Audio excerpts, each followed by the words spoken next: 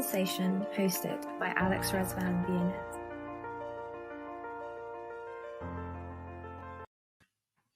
Hello and good morning. Welcome to our first LinkedIn Live. And what a pleasure it is to have you this morning.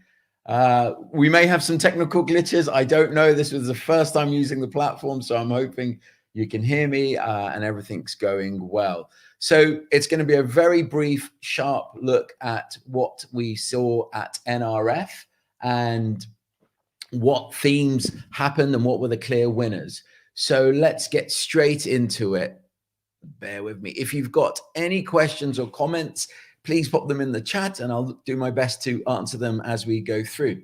So what did NRF 21 tell us? And if you didn't know, NRF 21 is the National Retail Federation. It's the largest retail get-together in the UK. I'm sorry, in the US. But this year, obviously, it wasn't in person. It was a virtual event, which I actually enjoyed. So what were the clear winners at NRF? Live streaming was the runaway winner. No matter who you spoke to, who you listened to, everyone was talking about live streaming. But I think it's important to unpack what live streaming is from my perspective. Live streaming happens in two forms. Number one is the great example, for example, in the Carphone Warehouse, where you are on their website, browsing, and then you go, you have a question about a Microsoft Surface device, and then you click on I want to know more. There's a little circular in terms of live chat. You come into the store and then you talk to the store associate in real life. So you're no longer going off to some dreary call center somewhere to either or speak to a chatbot. You speak to the people. They then become your brand influencers and the brand ambassadors. That's one element of live streaming. The other element of live streaming is actually streaming from the store and using very much similar to how QVC have been selling product for years. But this is how now retailers such as Body Shop have live streams from their store using influencers, again, using their own rockstar sales associates or store associates to push streams out and, deep dive into certain products. So live streaming, definitely the runaway winner. Everyone spoke about that. And one interesting comment was from Honeywell, where they spoke about the demand chain instead of the supply chain, because I think supply chain, I'm getting supply chain fatigue almost, and it's only March, where everyone's saying supply chain transformation. But for anyone who works in retail, that is a very complex area. Government contracts, 25, 30 years that it's taken to get to this point for some of the mature retailers. So when people say supply chain transformation and they throw it as a comment, it doesn't break it down and actually do it justice. What Honeywell was talking about, which I think is actually what sometimes people mean about smart supply chain, the demand chain is all about the front end. How do I get my delivery times lower? How do I get fulfillment better? How do I get products to curbside or pick up in store? So that was a common theme that people spoke about, sometimes underneath the banner of supply chain. The other big change and challenge for retailers that was spoke about is this sort of downstream and upstream improvements in supply chain to meet that. But the challenges behind staffing and salaries, because some stores were changed into fulfillment centers. I think Sainsbury's did that in terms of where they closed some of their local stores, transformed them into dark stores and to fulfill. But then if you're using colleagues to fulfill from the store, the wage discrepancy between that and warehouse workers becomes quite difficult, because you're almost picking and packing twice, once when the products are delivered into the store and once when they're picked and delivered to the customer. So that was spoken about. It was raised as a challenge. And although a lot of retailers were looking at stores as picking and fulfillment centers, it obviously has an impact on profitability and the bottom line. Data. And you obviously would expect me to say this if you know where I work. However, I listened to Google, GCP, AWS. They all were on, and their guests, and they were all talking about the same thing, but in the sense that the business case has written itself. Whereas previous to COVID and lockdown, a lot of businesses were looking at how and why they should potentially create this, because they were still having very, their profitability was coming from their stores, and the stores were not necessarily that data rich. apart from POS data, which we'll talk about that on another day. But anyway, data was incredibly important. Loyalty was part of that. Driving intelligence through front of house and through payment and experience was also incredibly important and well talked about and covered. Store collaboration in terms of frontline worker empowerment, driving innovation. There was lots of great examples, IKEA, Marks and Spencer's, lots of different stores were mentioned in terms of what they were doing. And then obviously the rise of, well, I say obviously, sorry, there were examples of the rise of home shopping solutions. So there was one or two startups in the US that are now, rather than you going to the store comes to you. Whether or not that's a fad or that works, we'll see.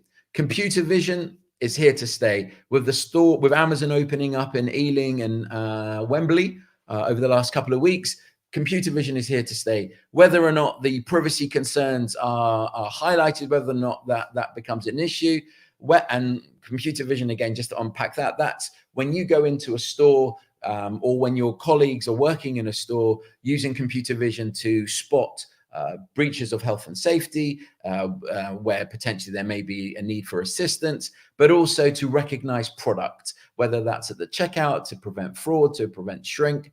There were all elements that were discussed. Augmented reality was the other element that was highlighted, lots of different use cases, and a lot of fashion houses or premium fashion moving to esports as being one of their platforms, or having that type of gaming mentality in taking products to a new world of consumers. I appreciate esports and AR are totally different, so they're two separate themes. So what was not necessarily spoken about, and what would have been nice to have some more depth on, was that no one really spoke about, everyone spoke about contactless, but no one necessarily spoke about serviceless, because there was this sort of, customers walk into your environment, they don't necessarily want to touch anything, but that does not mean they don't want service. So people didn't really talk about how are we improving and maintaining customer experience through this period in a contactless environment. The complexity of data and unlocking traditional systems, again, people sort of brushed over that as if it's some sort of magic that happens, that data starts coming out and actionable insights are there. Consumer behaviors have changed, and as you've heard on the podcast, if you've changed it for 6 weeks, you've changed it for life. So this is now going beyond digital. Everyone obviously spoke about the rate of transformation. Everyone had their own perspective of how much transformation in the last 12 or 16 months. But it's a clear thing. And then e-commerce is, everyone keeps referring to e-commerce and digital, but a consumer's not going to get bored of this 4x4 grid of selling product, which almost takes us back to the days of catalogs. The difference is the catalog is on screen, but no one's unpacking the challenges and the fatigue that consumers have. That means the other sort of trend that you'll see is that people are purposeful when they're engaging with retailers. They've done their research, they know what they want, and they're purposeful. So how do you engage in that? And again, that was not spoken about. No one spoke about the explosion of culture and art, the fact that all of this lockdown is having a massive impact, and retailers need to be thinking about, how am I going to include these themes? Because millennials and the young shoppers, as well as the shoppers like myself, we're really hungry for that sort of culture and art experience, and culture hubs and community centers. So as lockdown phases away, it's a great opportunity for retailers to step in and build out their communities, to build out these points. But as I said, this was not spoken about.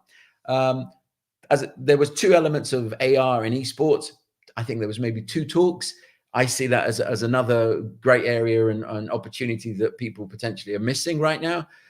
Search, in terms of curated experiences on the path to purchase, whether it's image search, whether it's recognition. People spoke about the technology, and there were 1 or 2 startups that sort of were speaking about how they do that. But we didn't get into any detail around that. And then the other really sad thing I thought was there was hardly, if any, talks on smart cities, the new green economy, how retailers are going to make the shift into, especially in the UK, how we're going to meet the government 2030 goals or 2050 goals, because transformation starts now. So people are either, again, doing things and they're not necessarily talking about it. And we've all heard about, the H&M example where they're recycling, or you go in with an old t-shirt, they'll give you a new t-shirt that's been recycled or upcycled. But it would have been great if that was a bigger theme, because I think the hunger and need is there. It's just that, it unfortunately wasn't part of NRF. So we are dead on 10 minutes. I'm just going to quickly check to see if we've got questions, to be completely respectful to your time. Let me see this 1 second. And I actually can't see that while I'm broadcasting. So if you've posted a question, I apologize that I can't answer it. But please do leave a comment or send me an email. I think one of the key things that I would love to know, what's top of mind for you? What retail trends do you see happening? If you want to connect, feel free to drop me an email. If you are on Instagram, feel free to go to the Instagram page and connect with me there, or drop a DM through that channel. And I look forward to speaking to you relatively soon. This is going to be probably 10 minutes every week or every other week on different subjects. So thank you so much for giving me 10 minutes on your Friday morning. And I look forward to speaking to you very soon. Thanks.